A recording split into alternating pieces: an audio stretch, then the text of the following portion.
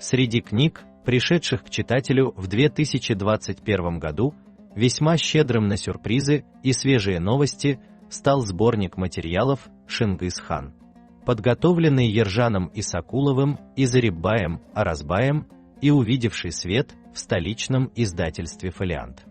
Озаглавленная по имени основателя величайшей в истории сверхдержавы, она тем не менее по своей хронологии и фактографии охватывает гораздо больше эпохальных событий, имевших место задолго до и значительно после жизни и деяний своего центрального героя.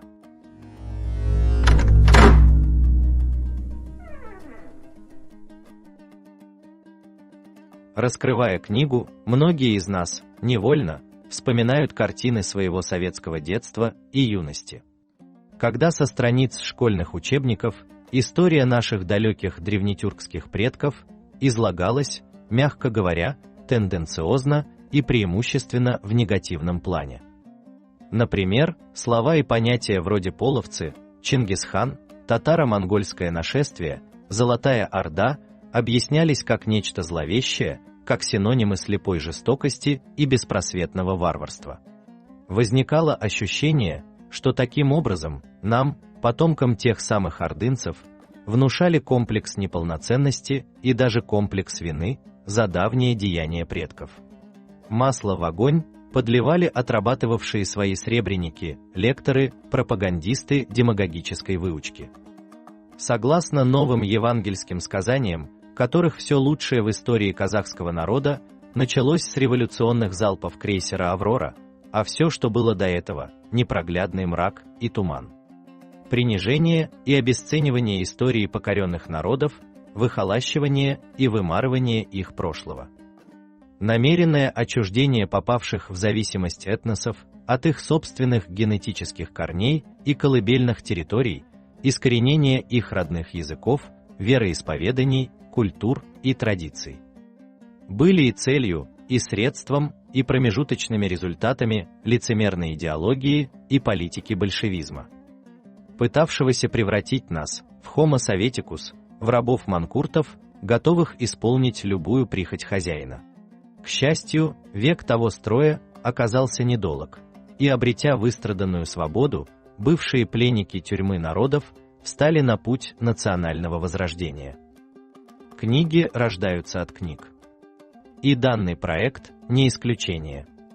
Он продолжает начатую ранее и развернутую в процессе первого в истории прямого перевода с персидского на казахский язык сочинений средневековых энциклопедистов Жамигат Тауарих Рашид ад-Дина Хамадани и Зафар-наме Шараф-ад-Дина Язди.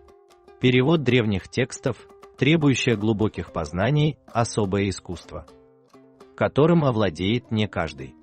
Но исследователи пошли дальше, и здесь, словно в детективном романе, разворачивается главная интрига, заставляющая вспомнить античную пословицу «Книги имеют свою судьбу». Оказывается, за 7 с лишним веков после написания Жамиг ат-Тауарих при переводе разных списков этой книги на французский, английский и другие языки, интерпретаторы где-то по незнанию, а где-то намеренно, допустили немало искажений и путаницы, причем касающихся как мелочей, так и принципиальных, фундаментальных положений. В связи с этим достаточно вспомнить о драматичной судьбе, осуществленного в годы сталинистской диктатуры, советского издания книги на русском языке, где, продолжая тюркофобскую политику царской России, а также из-за боязни, пробуждения самосознания тюркских народов и их объединения против советской власти, вопреки естественно ожидаемой ясности, примечания и комментарии в сносках оказались буквально испещренными, особенно в части ономастической лексики, бесчисленными знаками вопроса и неисчерпаемыми разночтениями, безответными догадками и головоломками. В ситуации с множеством темных мест возникла необходимость в кропотливой и многоступенчатой процедуре сличения разных стамбульского, ташкентского и других списков и переводов вышеназванной книги. В итоге сопоставительного анализа наиболее достоверной и полной копией был признан так называемый Тегеранский список. Его каноническая версия выпущена в 1994 году издательством Албарс, Исламская Республика Иран.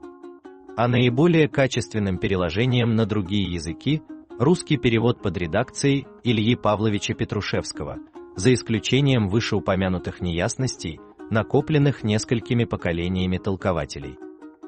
Так, была проделана большая археографическая и текстологическая работа, выполненная на стыке трех обширнейших областей знания – алтаистики, тюркологии и иранистики, и приведшая к созданию казахского перевода, который, по замыслу и представлениям авторов, призван стать, с одной стороны, наиболее аутентичным по отношению к оригиналу, а с другой – исправляющим заблуждения, умолчания и фальсификации, которые за 700 лет скопились вокруг трактовки древней книги. С целью реконструкции отдельных формальных и смысловых лакун, внесения дополнений за счет вновь открывшихся обстоятельств, а также упрочения доказательной базы, исследователи привлекли и другие древние и старинные источники. Это уже названное Зафар-наме. Любопытно приведенная авторами информация о том, что, например, до сего дня ученые братского Узбекистана перевели на узбекский язык только второй том этой книги, который полностью посвящен жизнедеятельности Амира Темира. Тарихи Рашиди Мухаммед Хайдара Дулати. Она тоже переведена на казахский язык сравнительно недавно, в 2003 году. Сочинения Бекасыла Бибалатулы, Актан Сапы Кутба, Шикарима Кудайбердиулы и другие. А теперь о самых важных выводах о происхождении и исконных локациях Шингис-хана. Кому-то эти умозаключения покажутся аксиоматичными, как передаваемые от деда к внуку сказания Шажире, а потому и не нуждающимися в особых доказательствах. А кто-то воспримет их как сенсацию, побуждающую пересмотреть все привычные представления об истории потрясателя Вселенной. Оказывается, когда-то была совершена чудовищная подмена. Слово «мугул» – название одной из ветвей тюркского племенного союза, который принадлежал и Шингис-хан. Было ошибочно переведено как «монгол», тогда как в Жамик ат-Тауарих и других средневековых книгах на арабском, персидском и шагатайском языках слово «монгол» вообще не встречается.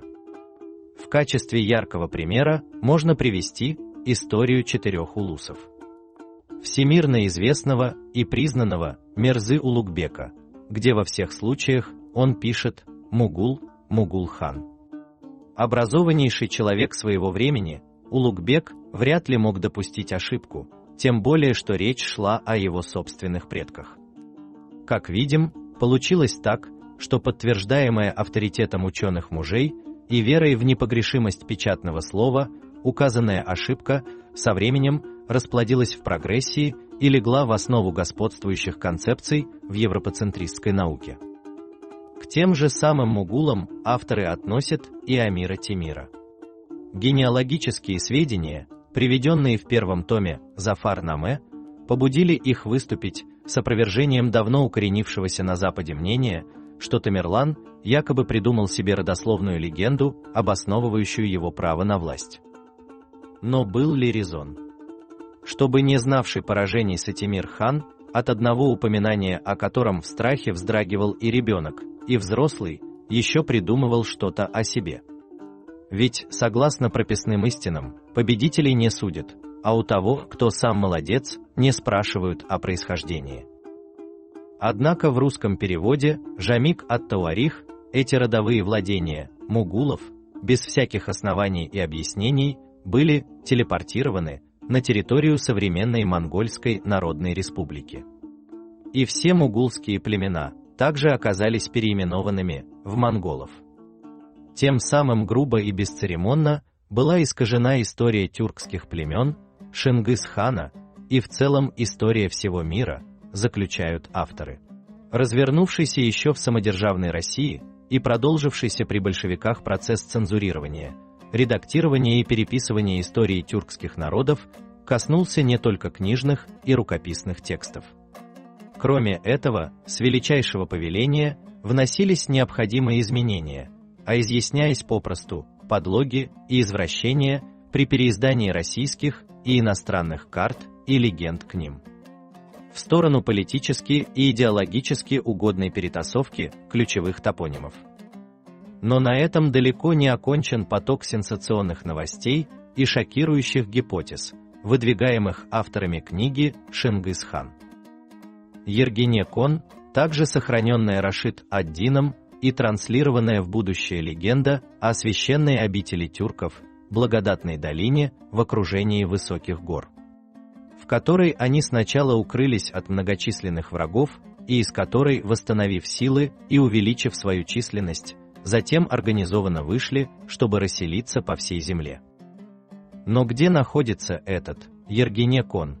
Над этим вопросом уже давно ломают головы и копья профессионала и любители. Вы будете удивлены, но ответ на него тоже известен авторам книги.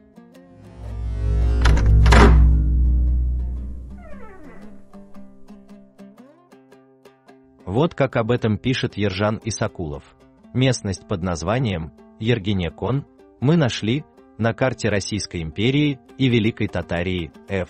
Л. Гюсфельда, изданной в Нюрнберге в 1786 году. Она находится на левом берегу реки Или и подписана как Ленд Арканом от Иркана-кон. Эту бесценную карту по моей просьбе разыскал в Германии и доставил мне известный меценат, основатель агрофирмы «Родина», герой труда Республики Казахстан Иван Адамович Сауэр. По нашему мнению, Ергене-кон – это нынешнее Шарынское ущелье в Алматинской области Казахстана, которое полностью соответствует описаниям Ергене-кона в Жемигат-Тауарих. Шарынское ущелье имеет длину 154 километра и ширину до 3 километров. Его растительный и животный мир очень богат и вполне приемлем для жизни людей. Учитель нации Мухтар Амарханович Ауэзов говорил: казахи из тех народов, что испокон веков умели давать названия местностям и ландшафтам сообразно характеру и особенностям той конкретной среды. В какой бы край казахской земли ты ни попал, повсюду замечаешь, сколько же потаенного значения и смыслов, сколько терпеливо ожидающих часа своего решения ребусов кроется в названиях территорий, водоемов и даже безлюдных местностей. Вспомнить эти изречения побуждает осуществленная авторами по-аптекарски скрупулезная и, скажем прямо, отважная работа по идентификации, верификации и, там где это необходимо, реконструкции аномастического пространства тюркского мира и всей Великой Степи, сильно изменившегося со времен Средневековья. В итоге детальных разысканий авторы приходят к главному выводу: предки Шингис-хана произошли из племени Ашина-мугулской ветви тюрков. Являются потомками Кияна и Нукуза, которые спаслись от врагов, укрывшись в Ергене-коне. Там эта община прожила в течение 400 лет, после чего обосновалась на левом берегу реки Иле.